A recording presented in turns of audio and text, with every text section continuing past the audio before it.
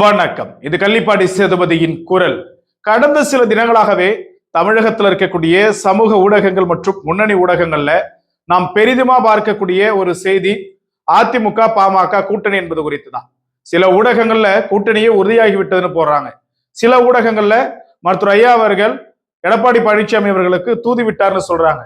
சில ஊடகங்கள்ல பேச்சுவார்த்தை தற்போது தொடங்கிட்டு இருக்கின்றாங்க. இந்த பேச்சுவார்த்தையா இருக்கட்டும், கூட்டணி குறித்த விடயம் தற்போது ஏன் பேசப்படக்கூடிய ஒரு சூழல் ஏந்திருக்குதுன்னு சொல்லிட்டு நம்ம அலைசை ஆராய்ந்து பார்க்கக்குள்ள நமக்கு தென்படக்கூடிய ஒரு விடயம் என்னன்னா, பாமகவினுடைய தலைவர் திரு அன்புமணி ராமதாஸ் அவர்கள் தற்போது மாநிலங்களவையினுடைய உறுப்பினராக இருக்கிறார். அவருடைய பதவி காலம் என்பது இன்னும் 2 மாதங்கள்ல நிறைவடைகிறது. இந்த தருணத்துல மீண்டும் அவருக்கு ராஜ்யசபா எம்பி அப்படிங்கிறது அதிமுகவால கொடுக்கப்படுமா என்கிற கேள்விதான் இவை அனைவற்றுக்குமே காரணமா விளங்குது. ஏன்னா இப்ப அவங்க சைட்லயுமே சரி, ராஜ்யசபா எம்பி கொடுக்கணும்னா அவங்களுக்கு பாட்டாளி மக்கள் கட்சியுடைய ஆதரவு தேவை.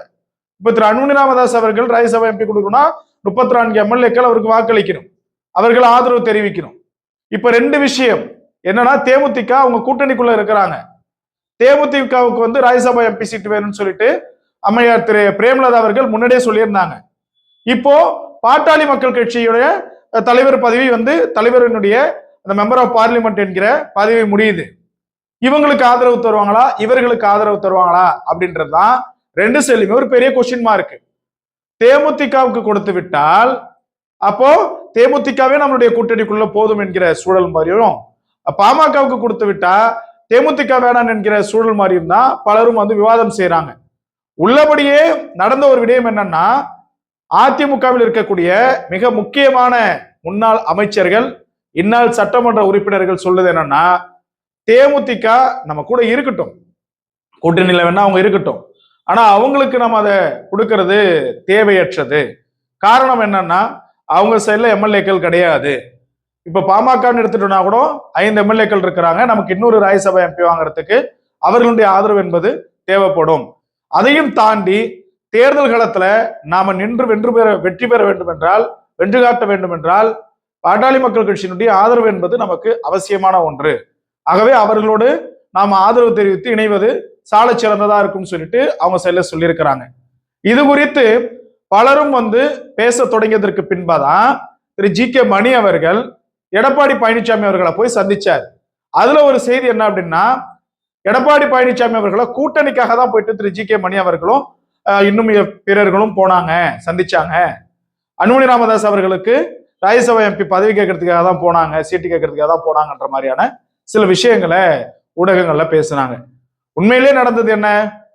அவருடைய இல்ல நிகழ்ச்சி ஒன்று, அதற்கு திருமணத்திற்காகவோ அல்லது இன்னொரு நிகழ்ச்சிக்காகவோ பத்திரிகை வைக்க போயிருக்கிறாரு, அழைப்புதழ் வழங்க போயிருக்கிறார். இதுதான் அங்க நடந்தது. ஆனா இந்த வார்த்தைகள், அதாவது இந்த எம்பி சீட்டு முடியுது, பதவி காலம் முடியுதுன்னு பேசிட்டு இருக்கக்கூடிய இந்த சூழல் அவர் போய் பார்த்ததுதான் அந்த கூட்டணிக்கான ஒரு பேச்சுவார்த்தையை எல்லாரும் பேசினாங்க. ஆனா அதிமுகவினுடைய தரப்பு விரும்புறது என்னன்னா, பாட்டாளி மக்கள் கட்சி நம்மோட கூட்டணிக்குள்ள வரணும், நம்முடைய கூட்டணிக்குள்ள இணையணும், அவர்களுடைய ஆதரவு அவர்களுடைய அந்த தயவும் இருக்க வேண்டும். நமக்கு நம்ம திமுக ஒரு வலுவான கூட்டணி அமைச்சிருக்கிறாங்க, அந்த கூட்டணி நிச்சயமா ஒரு பெரிய வெற்றி வாய்ப்பை கொடுப்பதற்கான வாய்ப்பு இருக்குது. நாம கூட்டணி வலுவிழந்து இருக்கிறோம், அதனால நாம பாட்டாளி மக்கள் கட்சியை உள்ளழைத்துட்டோம் அப்படின்னா நிச்சயமா நமக்கு ஒரு வெற்றி வாய்ப்பு அப்படிங்கிறது நம்ம ஒரு உறுதியாக சொல்லிட முடியும்னு சொல்லிட்டு அவங்க சொல்லியிருக்கிறாங்க. ஆனா எடப்பாடி பழனிசாமி அவர்களுக்கு அதிமுகவோடு பாமக இணைய வேண்டும் என்கிற ஒரு பெரிய ஆசை இருக்குது. பாட்டாளி மக்கள் கட்சி என்ன முடிவெடுக்க போறாங்க அப்படிங்கிறது தான் ஒரு பெரிய கேள்விக்குறியா அமையுது. நம்ம பலரும் பேசக்குள்ள பார்த்தோம், கூட்டணி அப்படிங்கிறது அந்த தருணத்துல தெரியும்னு. ஆனா பாமக தரப்புல சொல்லியிருக்கக்கூடிய தகவல் என்னன்னா, விரைவிலேயே கூட்டணி அறிவித்து அதற்கான செயல்பாடுகளையும் அதற்கான தேர்தல் யுக்திகளையும் கையாள போறதா சொல்லியிருக்கிறாங்க.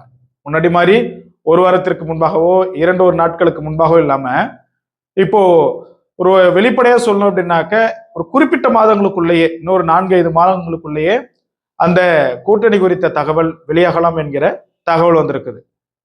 எல்லாருக்குமே ஒரு விருப்பம் என்னன்னா, பொதுவா அவங்க சொல்றது அதிமுக பாமக கூட்டணி இணைவு சிறப்பா இருக்கும்னு சொல்றாங்க. ஆனா இப்ப நாமெல்லாம் பேசுறதை விட தலைமைகள் அதை சரியா பேசி அதற்கு என்னென்ன இப்போ எப்படி கூட்டணி யாரு கூட அமைக்கலாம்னு சொல்லிட்டு அவங்க ஒரு வியூகத்தை வகுப்பாங்க. அது சரியா இருக்கும் அப்படின்ட்டு இந்த முறை பார்க்கப்படுகிறது. இந்த முறை நிச்சயமா ஒரு நல்ல கூட்டணி அமையும் என்கிற ஒரு செய்தி அப்படிங்கிறது கிடைச்சிருக்குது. பார்ப்போம், பொறுத்திருந்து நடப்பது என்னவென்று. நன்றி, வணக்கம்.